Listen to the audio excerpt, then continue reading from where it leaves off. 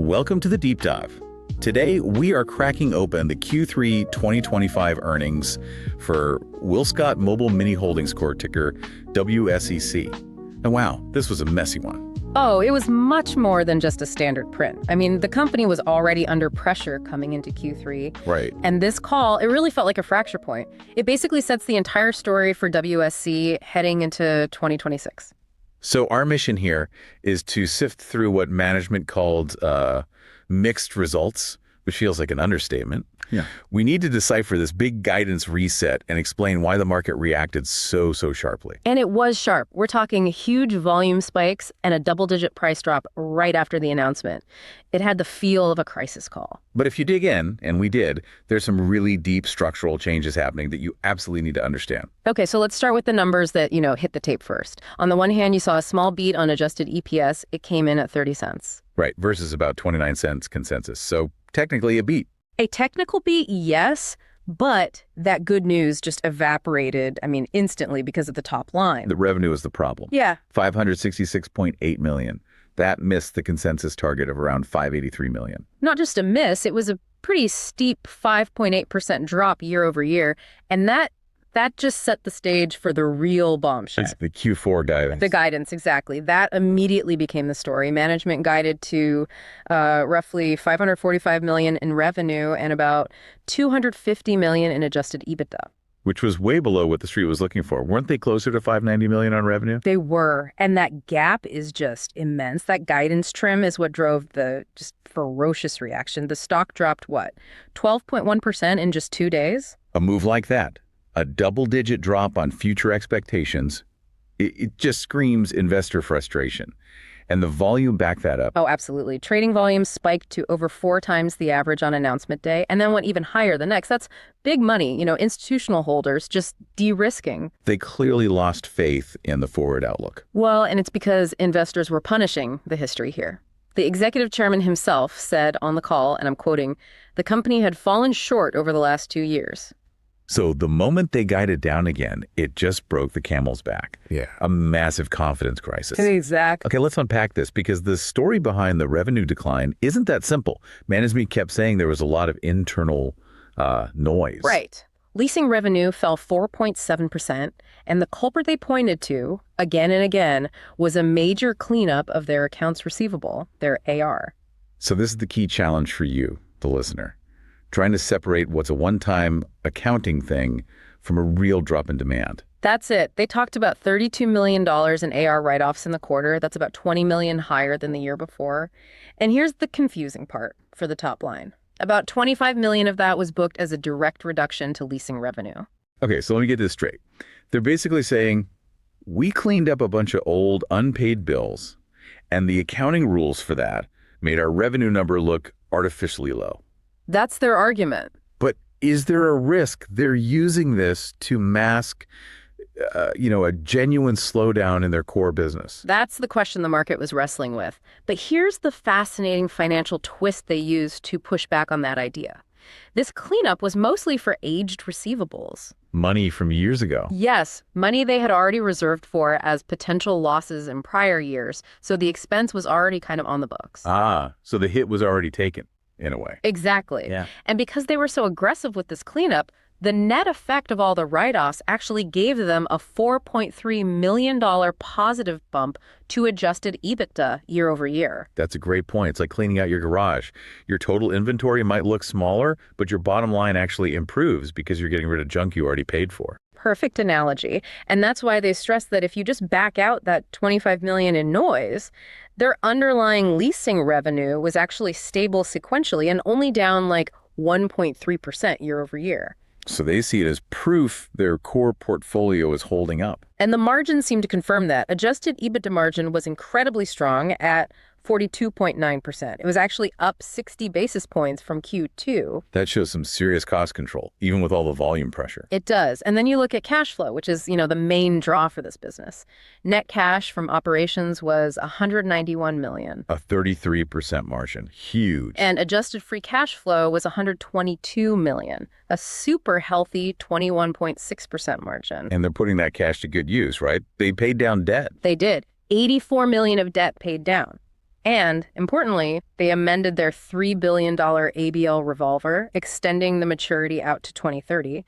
That move alone saves them an estimated $5 million a year in cash interest. So, okay, if the cash flow and margins are solid, what are they doing to fix the execution story that investors are so clearly punishing them for? This gets us to the big strategic pivot. Right. This call was about more than just Q3. It was about introducing big structural changes under new leadership. Tim Boswell is taking over as CEO in January. A fresh start. A fresh start and a new philosophy. The executive chairman made it crystal clear. The new stance is conservative.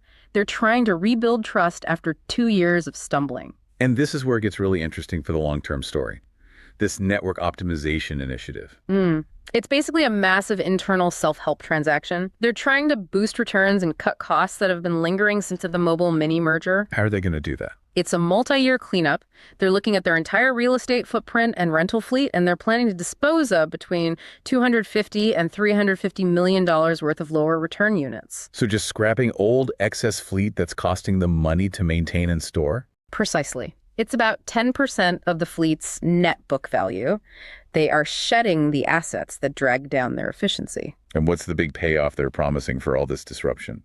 It's twofold, and it's significant. First, cut their leased acreage, the land they rent to park everything, by over 20%. And second, that move should help them avoid $20 to $30 million in annual real estate cost increases over the next few years. So if demand is slowing, you just don't need as many yards to store everything. Makes sense. It's a necessary response. Now, we have to talk about the financial side of this because there's a big accounting warning attached.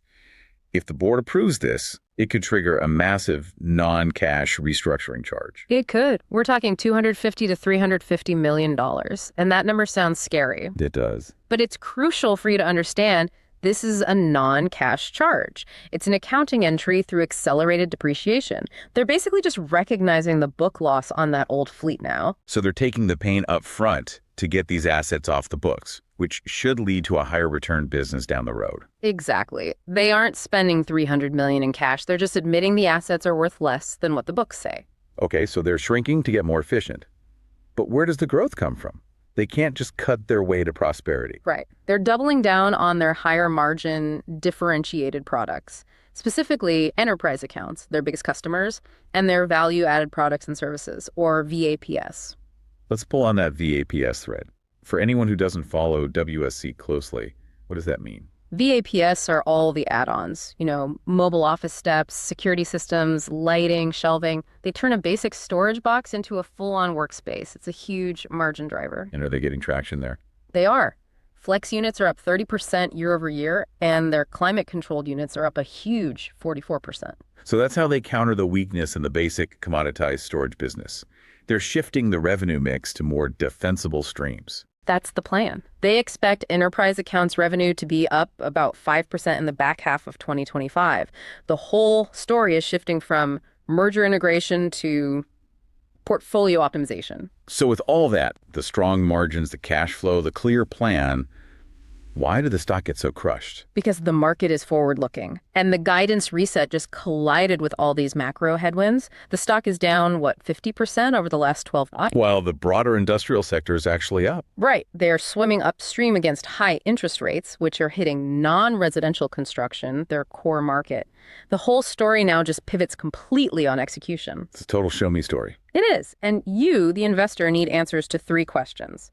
1, do these AR write-offs actually stop in 2026? 2, does the optimization plan really deliver that $20 to $30 million in savings? And 3, can VAPS and enterprise growth really reaccelerate? But even with all that skepticism, we are seeing some conflicting views pop up.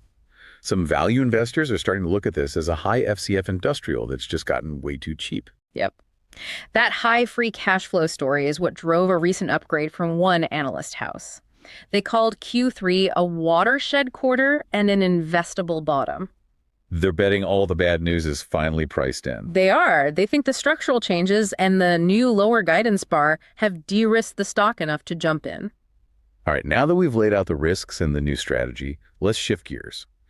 We're now moving into our segment where we explore an outrageous but plausible trade idea based purely on the information we've just discussed. Okay, so given that 50% drawdown over the last year and the fact that the volume spike suggests a lot of the impatient money is gone, the stock is basically priced for a deep recession and a complete failure to execute. The bar is on the floor. The bar is on the floor. So we think that conservative new guidance creates a highly achievable low bar, setting them up for a positive surprise if they deliver even small improvements.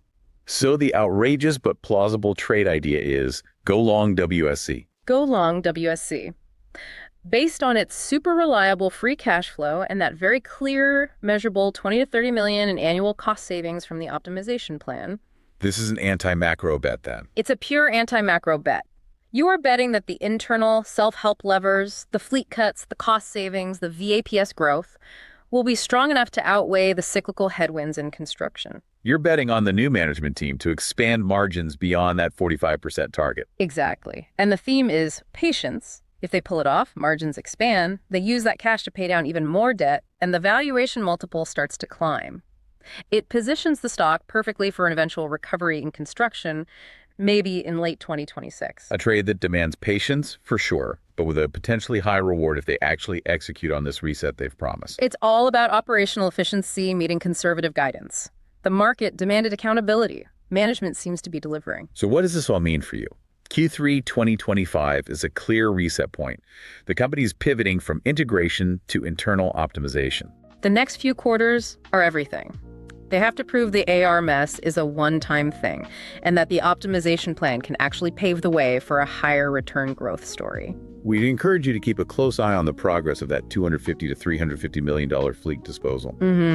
The pace of that cleanup is probably the single best tell for whether they're serious about creating this new higher margin WSC. Thank you for joining us for this deep exploration of the WSC earnings call.